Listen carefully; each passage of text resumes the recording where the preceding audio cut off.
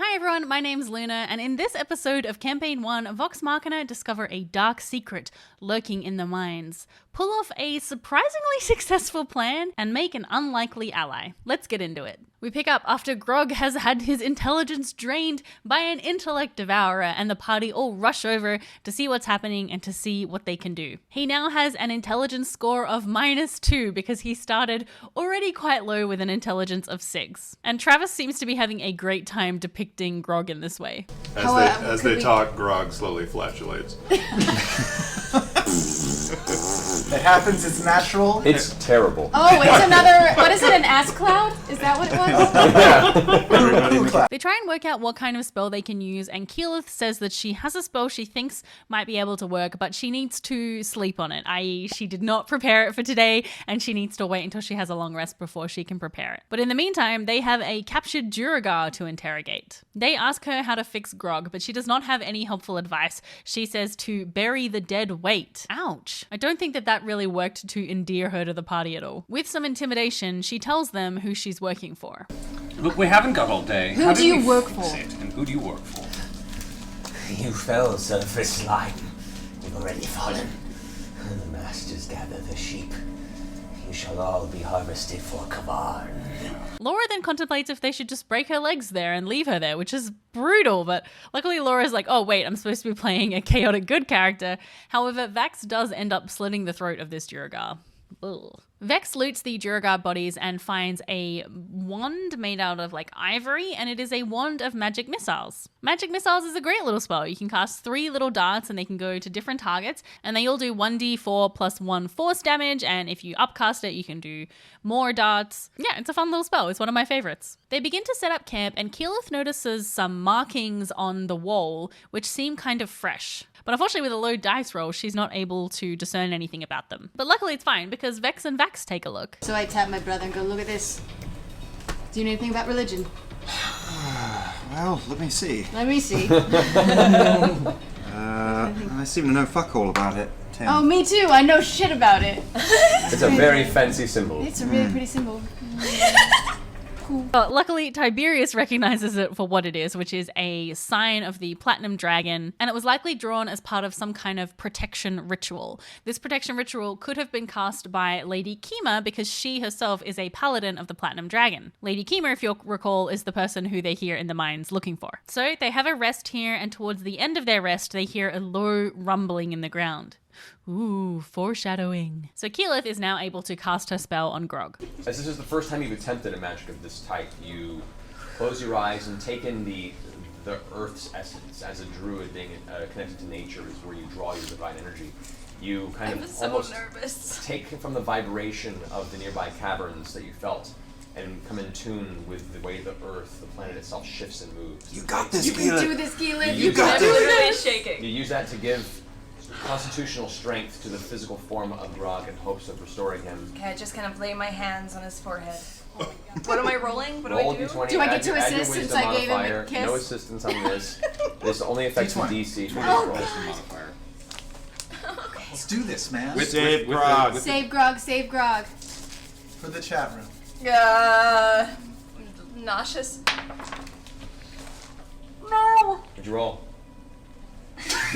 What'd you roll? Where's the inspiration die? Where's the inspiration die? You get advantage on that? It's a D8, right? D8. Do I get advantage on this since I'm taking time? Yes. Do I As get advantage? this, yeah, you have advantage I on do the have roll. advantage on this? Okay. Keyleth. Oh, that's much better. Okay, I was still gonna do the inspiration dice just in case these.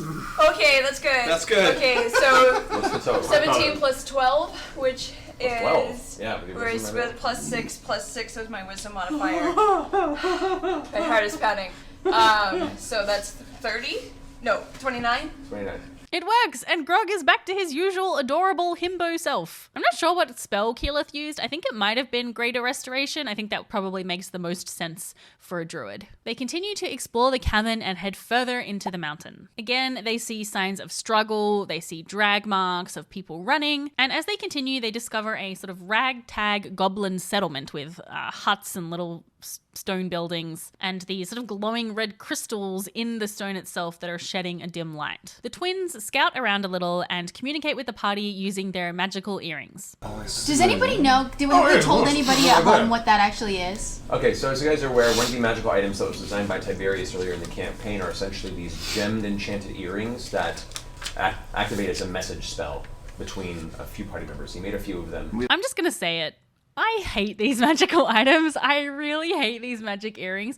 I feel like they suck so much of the tension out of a situation when you have the party split. I think they work over way too long of a distance. Like a normal message spell only goes, I think it's like 120 feet, and then these go for 500 feet, so it's significantly longer. I'm very happy that we don't see this homebrew magic item like popping up in future campaigns, but anyway, that's it. It's just my opinion, okay? You don't need to roast me for it. I've said my piece. I'll move on. The twins discover a lot of corpses of goblins and dwarves and notice a strange wound that all of them have, a sort of like hole on their forehead, and it seems like their brains have been sucked right out. My sure they sister want doesn't to remember, nurse but you. one of our instructors in Singorn used to tell us of a creature. I'm not sure what they're called. I don't think I was in that class, actually. A creature that steals its victims' minds and digests them, reaches right in and takes them out. Ooh, some more heavy foreshadowing. The party discusses how to move forward and what kind of preparations they could take against such creatures. Okay, so here's my question. Yeah. So we've already fought two things where we can't look at them and they mess with our heads. Right. Yes. So is there something we can do going forward? To like boost our willpower or something? Or like, You want Magneto's helmet. What you want is I like Magneto's helmet or Okay, remember that. It's going to be important later. The party continues moving forward and they see ahead of them a group of dueregar who are leading off in the distance and starting to head over a bridge that kind of crosses a very, very deep and wide chasm. So they roll out another magic item they have, which is their magic carpet, a very beloved item of the party, and they sort of fly up and across to see what they can see. They fly out over this chasm and see that there is sort of lava flows down the sides of it, and then it appears to be very deep, like 1,000 feet or something like that deep. And across the bridge they can see an encampment of dueregar, but they don't see any way to get past the encampment without going through it, or over it, potentially with the carpet. While this is all happening though, Scanlan decided not to go on this little expedition and instead turned invisible and snuck behind the dueregar across the bridge. He spots a couple of trolls who appeared to be mind controlled. They have sort of a white eyes and are moving in such a way that just seems odd. In the center of the encampment is a group of dueregar wearing black, sort of plate iron armor, and one of them has more intricate armor and a huge two-handed sword. This one appears to be a leader of some kind. This leader is accompanied by a slender, tall, robed figure with a cloak pulled up over its head. What does its face look like, Matthew Mercer? I think we can all guess. This figure reaches its hand into the air, making all of the dueregar stop. And then it commands one of the dueregar to come up to the platform, and the creature feeds. As the tall, lanky creature reaches out with both hands and pulls the door forward, you see these terrible purple tentacles come riding out of the front of the hood, wrapping around the head of the dwarf, pulling it into it. As the hood falls back, you see this horrible, smooth, purplish blue, hairless head. These sunken, yellowish green eyes as the tentacles wrap around the dwarf's head, pulls it into its mouth. And then there's a brief struggle, and then the dwarf's arms fall limp to its side, at which point the tentacles unravel from the back of the dwarf's head.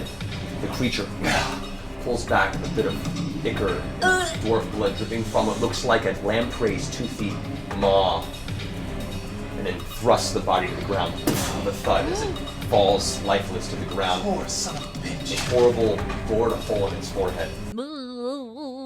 Mind flayers are classic D&D enemies. They have psionic powers which allows them to control the minds of other creatures, and they eat brains, essentially. So with this horrifying knowledge in hand, Scanlan heads back to the group. Speaking of creatures of the deep and dark minds, do you know that I have a podcast? I do, and it's called Flump Friends. Flumps are creatures that live in the Underdark. Every 2 weeks, I chat with other tabletop and D&D creators about all kinds of topics like world building, character creation, how to get started with writing an adventure, and any other nonsense that comes up. Flump Friends comes out every 2 weeks and is available on my Patreon for just $5 a month. Plus, you get access to a bunch of other content too, like you get early previews of my YouTube videos, I do a patron-only live stream once a month, and of course, there is exclusive behind-the-scenes content. You can sign up at patreon.com/Luboffin. Back to the video. The party comes up with a cunning plan to deal with the dueregar.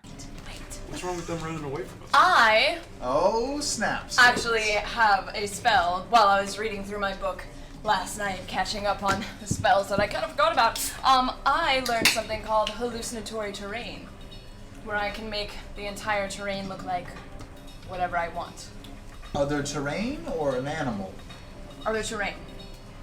They're mind controlled. So what I can do is, You can make the chasm make look them like it's solid hallucinate. Can you ground. make the chasm look like it's solid ground? I can make the chasm look like a solid ground. I can Can she make do the that? I can make the tunnel across the way look like it's like caved it. in. Make the big chasm look solid ground. They'll fall That's off a the great- edge. That's a great idea. I don't think I have ever seen this spell used this cleverly before. This is just such a good idea. So Vax and Tiberius take the flying carpet and head off to create a distraction so that they can lure the dueregar onto the bridge or sort of over towards the bridge. And then Keyleth casts this hallucinatory terrain spell to make it seem like the bridge starts further back than it actually does, so that it looks like there is sort of solid ground where there is in fact a chasm. And the hope is that the distraction that Tiberius and Vax will create will sort of lure all of the dueregar there. Vax commences the shenanigans. And I cry out full voice, "Listen up, you walking prawn!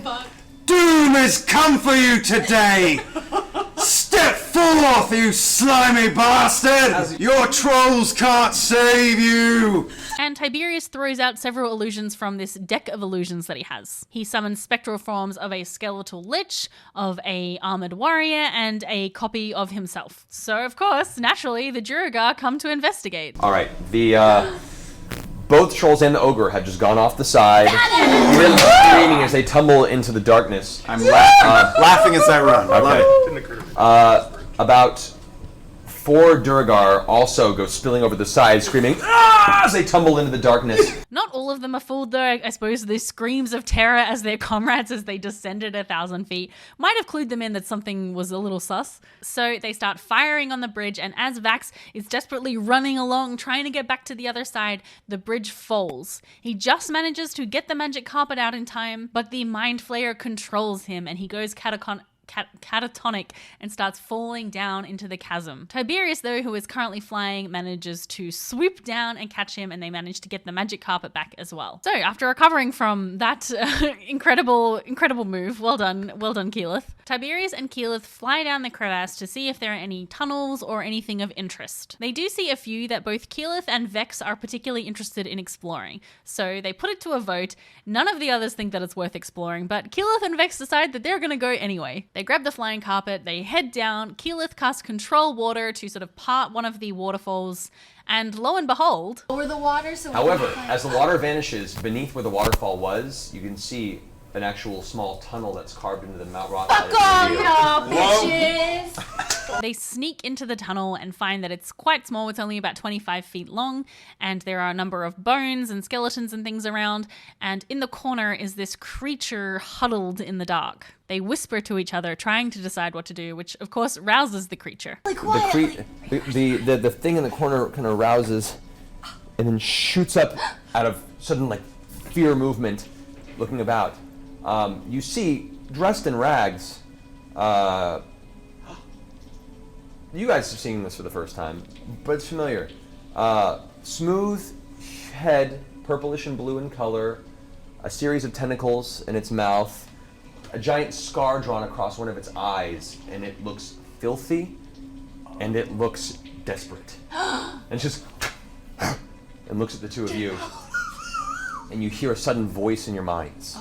No movement, just conversation. Say, "Who are you?" The Mind Flayer conjures a magical barrier between them and asks who they are and what they want. It's wearing similar robes to the other Mind Flayer, but they're all tattered and filthy, and it has on a silver helmet or cap. Vex, picking up quite quickly that it seems like this mind flayer was cast out from the rest of the mind flayers, manages to persuade the creature that they will help it get revenge on its brethren for casting it out, and so it lowers the magical barrier and agrees to go up to meet the rest of the party. This creature's name is Clarota, and they explain that they were cast out for bearing the mark of the arcane. Now, mind flayer groups or colonies are controlled by a elder brain, usually, and they kind of work as hive minds. All of the mind flayers are connected. And Clarota explains that there is something wrong with the elder brain of his, hive colony. The hive is sick. The mind that keeps us safe is no longer its own. An alien one, has come and taken the mind hostage. It has taken my people as its own playthings. I was able to escape its mental grasp. And it reaches up and taps the metal on its head. Oh, Tinfoil hat. Magneto helmet. This is the guy we've needed this whole time. Yes, it's the Magneto mind helmet. They correctly predicted it. So Clarota and Vox Machina form a tentative alliance, with Vox Machina seeking reassurance that if they help Clarota that they're going to be safe from getting their brains sucked out of their heads, which would be my concern also. As a show of good faith, Scanlan sings Clarota a song of healing. That'd be good. When I get that feeling, I want Clarota healing. Clarota healing is something that's good for you. Ooh, ooh, ooh. Ah, ooh, ooh, ooh. Oh, oh, oh, oh, oh, oh. Clarota's dancing. I Make can a see. persuasion. A performance check. A performance check. 18. 18. We all got So the groovy. In spite of itself, it stands there still glaring at you.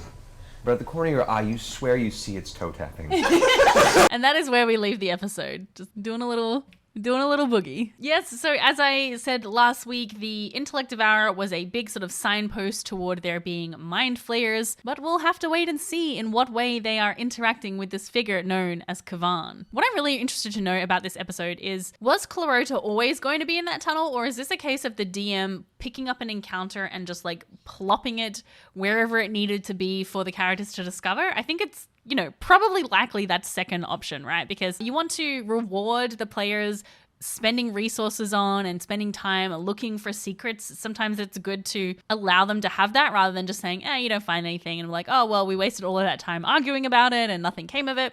Rather than that happening, just saying yeah, there actually is something there. Perhaps Clarota was meant to be in the encampment, maybe tied up or hiding away there somewhere, and he kind of expected them to stealth their way into the encampment rather than doing such a hello, we're over here kind of a move that they did. But yes, I'm very excited by this storyline because I love mind flayers. I think they're so creepy and cool and gross. Baldur's Gate 3, the whole opening cinematic with the mind flayers, I just desperately want to have a movie that's just basically mind flayer focused. Something that I noted this episode was just Matt giving out magic items just left, right, and center. They find the wand of magic missiles. They find a +2 armor just off of a dead dwarf randomly. It feels very much like a more video game style of loot, and Vox Machina is clearly accustomed to having lots of magic items and lots of money, which I think is quite different to Campaign 2, where they certainly had those, and I think Matt has always been a quite generous DM in terms of making magic items available, but for this particular Campaign 1, it's just there are just so many. All right, that's it from me. Don't forget to subscribe if you have not already done so, and I'll see you all soon. Bye!